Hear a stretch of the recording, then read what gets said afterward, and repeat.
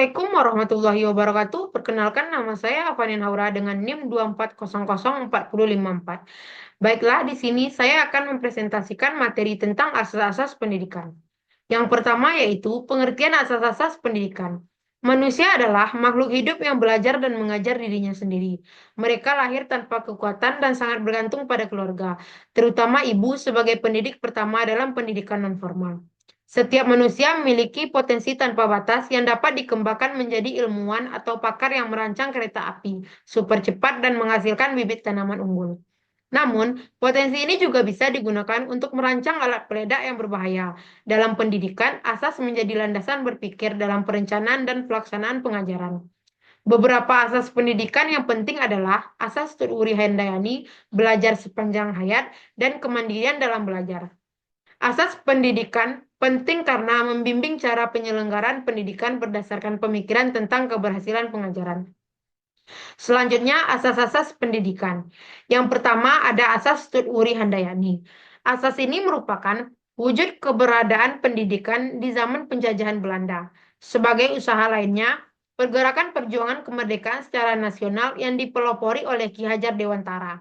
Asas Tut-Wuri Handayani bersumber dari salah satu dari azas pada tahun 1922, yaitu 7 buah asas dari Perguruan Nasional Taman Siswa yang didirikan pada tanggal 3 Juli 1922. Selanjutnya ada kemandirian belajar. Asas kemandirian belajar dalam belajar ini berkaitan dengan asas Tut-Wuri Handayani maupun asas belajar sepanjang hayat. Asas Tut-Wuri Handayani memiliki arti berasumsi dari kemampuan peserta didik untuk mandiri dalam belajar.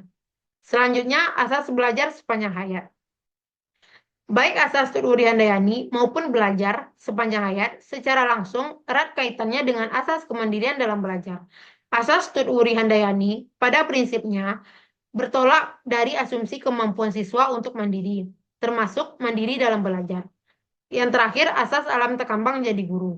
Asas alam tekambang jadi guru berasal dari falsafah alam Minangkabau. Falsafah alam tekambang jadi guru adalah merujuk kepada sumber belajar sekaligus sebagai sumber ilmu.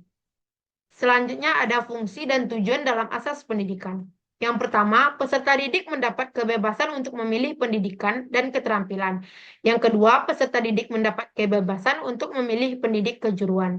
Yang ketiga, peserta didik memiliki kecerdasan yang luar biasa.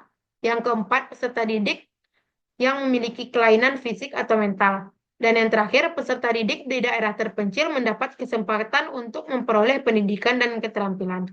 Selanjutnya, penerapan asas-asas pendidikan. Yang pertama, usaha pemerintahan memperluas kesempatan belajar telah mengalami peningkatan. Yang kedua, usaha pemerintah dalam pengadaan dan pembinaan guru dan tenaga kependidikan pada semua jalur. Yang ketiga, usaha pembaharuan kurikulum dan pengembangan kurikulum dan isi pendidikan.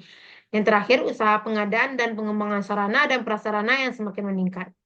Selanjutnya, pengembangan penerapan asas-asas pendidikan, yaitu mengembangkan komunikasi dua arah, menggeser peranan pendidik menjadi fasilitator, informator, motivator, dan organisator. Yang terakhir, mengembangkan tujuan belajar menjadi learning to know, learning to do, learning to live together, dan learning to be. Selanjutnya, kesimpulan. Asas pendidikan merupakan suatu kebenaran yang menjadi dasar atau tumpuan berpikir untuk baik pada tahap perancangan maupun pelaksanaan pendidikan.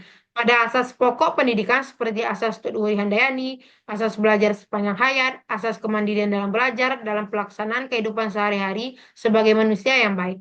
Maka, dapat menerapkan tingkah laku dan pengaplikasian yang dapat menggambarkan bahwa pendidikan memiliki sikap tata cara dan sebagai acuan landasan dalam berpendidikan yang baik dalam cara pelaksanaannya. Sekian hasil presentasi saya. Terima kasih.